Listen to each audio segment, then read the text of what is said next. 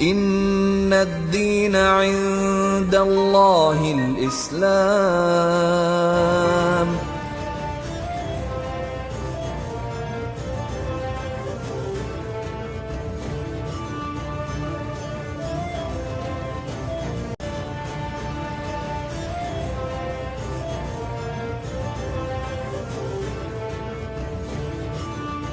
بنی ہاشم کا بائیکاٹ اور 3 سال کی قید۔ کفار مکہ کے ظلم و ستم اور روک تھام کے باوجود اسلام تیزی سے بڑھتا رہا۔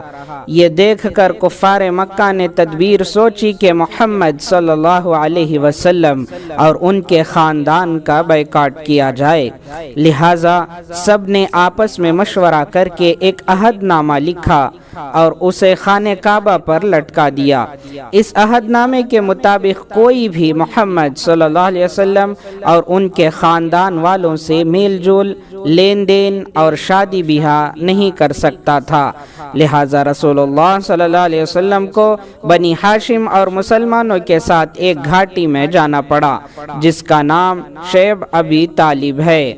یہاں ان لوگوں نے 3 سال کا زمانہ گزارا جس میں سخت تکالیف کا سامنا کرنا پڑا۔ بھوک و پیاس کی شدت کی وجہ سے ببول کے پتے تک کھانے پڑے۔ جب بچے بھوک و پیاس کی وجہ سے روتے سسکتے تو کفار مکہ اس پر ٹھٹے اڑاتے۔ 3 سال کے بعد اللہ تعالیٰ کی رحمت ایسی مدد آئی کہ خود کفار ایک دوسرے کی مخالفت کرنے لگے۔ اتفاق یہ کہ ابو طالب خانہ کعبہ میں بیٹھے ہوئے ساری باتیں سن رہے تھے۔ وہاں سے اٹھ کر کفار کے سامنے آئے اور کہا، رات محمد نے مجھ سے کہا عہد نامہ کے سارے الفاظ دیمک چاٹ گئی ہے، صرف بسمک اللہم بطور عنوان باقی ہے۔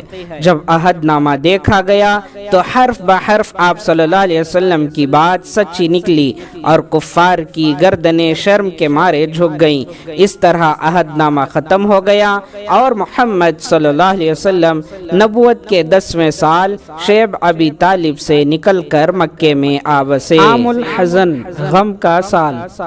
رسول اللہ صلی اللہ علیہ وسلم کی زوج محترمہ حضرت خدیجہ رضی اللہ عنہا اور چچا ابو طالب ہر وقت آپ صلی اللہ علیہ وسلم کا ساتھ دیا کرتے تھے۔ ایک مرتبہ ابو طالب بیمار ہو گئے اور انتقال کا وقت قریب آ گیا۔ آپ صلی اللہ علیہ وسلم نے فرمایا، اے چچا، ایک مرتبہ لا الہ الا اللہ کہہ لو تاکہ خدا کے سامنے تمہاری شفاعت کے لیے مجھے دلیل مل جائے۔ لیکن ابو جہل اور عبداللہ بن امیہ وغیرہ نے کہا کہ ابو طالب، کیا تم عبد المطلب کے دین کو چھوڑ دو گے؟ ابو طالب نے کلمہ پڑھنے سے انکار کر دیا اور آخر لفظ جو ان کی زبان پر تھا وہ یہ کہ میں عبد المطلب کے دین پر ہوں، اور انتقال ہو گیا۔